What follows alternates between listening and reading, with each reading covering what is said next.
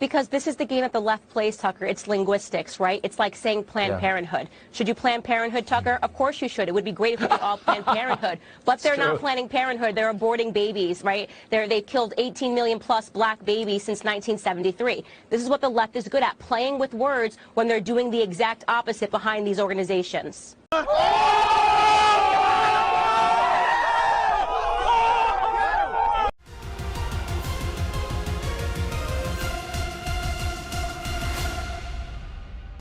Let's start with what is a strange,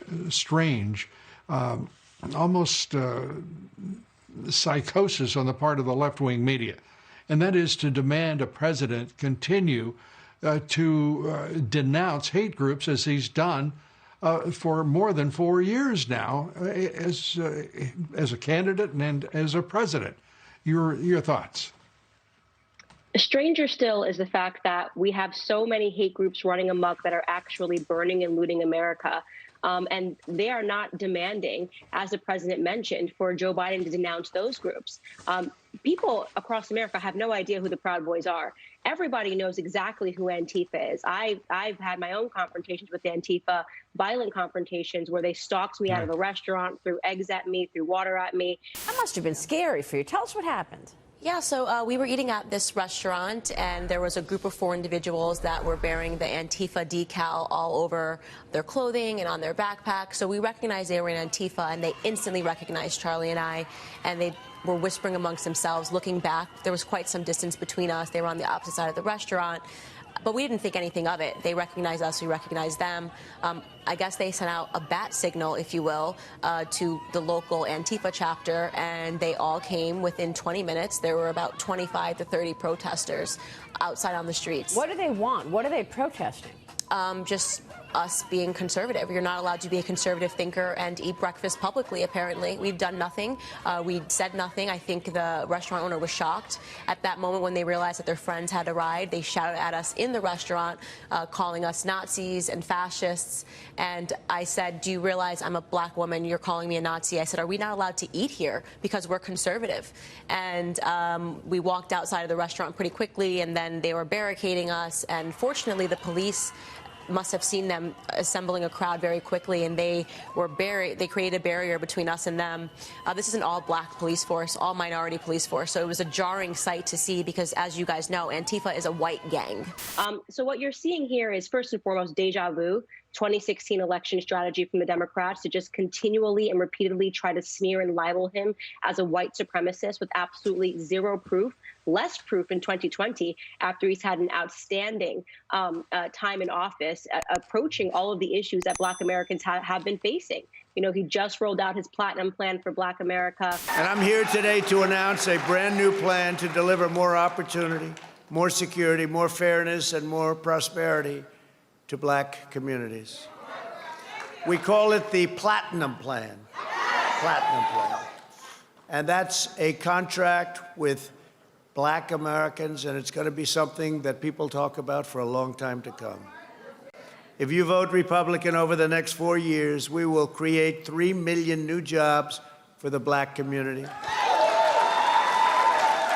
open 500,000 new black-owned businesses, increase access to capital in black communities by $500 billion, build up peaceful and safer urban neighborhoods with the highest standards of, and you know this, of policing. We want the highest standards. We have to.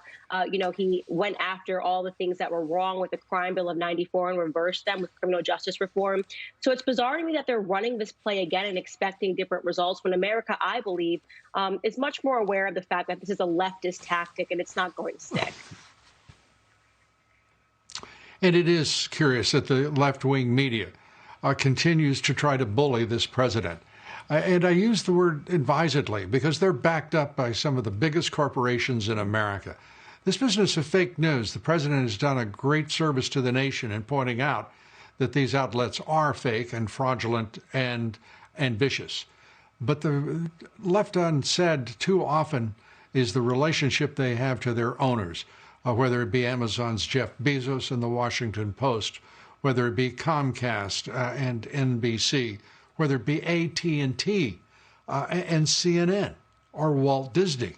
You know, the funny little creatures they hardly are in harmony with the viciousness of CNN. It is, and ABC News.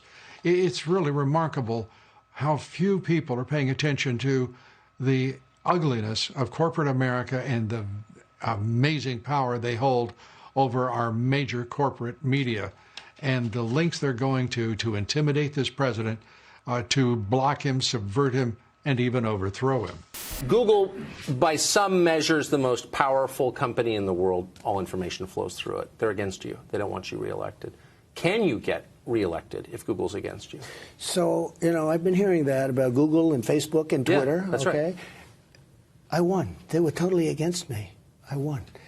Hillary But they Clinton, didn't think you were going to win. Well, they fought me very hard. I mean, I heard that, and they're fighting me hard right now, which is incredible because I think the Democrats want to shut him up, and frankly, so do a lot of the Republicans want to shut him up.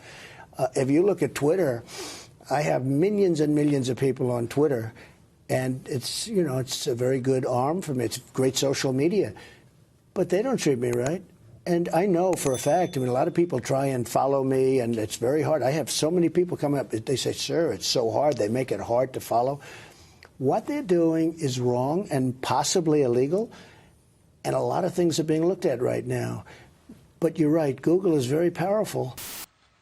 You are exactly right. And what's really remarkable about the corporations getting behind these movements, the NBA even painting the ground Black Lives Matter, is they're encouraging people to give money to an organization. There has still not been any clarity regarding where the money goes, the billions of dollars that Black Lives Matter has raised using the faces of dead Black people. Where does the money go? There have been no schools that have been built. There is no Black Lives Matter campus. There is no Black Lives Matter tower. There's no Black Lives Matter company or structure that we could take a look at. So this is also, I mean, a remarkably interesting situation in terms of the fact that they've raised so much money and the money is not going to Black Americans. So what I always say is these corporations, we're really seeing them use Black Americans, and we don't know to further what cause. In my personal opinion, this is about gaining political power by any means necessary. And race has always been an issue in America that they feel like they can manipulate to the best of their ability to garner that power.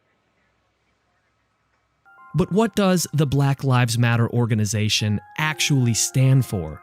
To find out, look no further than their leaders, Alicia Garza, Opal Tometi, and Patrisse Cullors.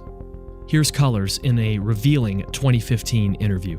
We actually do have an ideological frame. Myself and Alicia in particular are trained organizers. We are trained Marxists.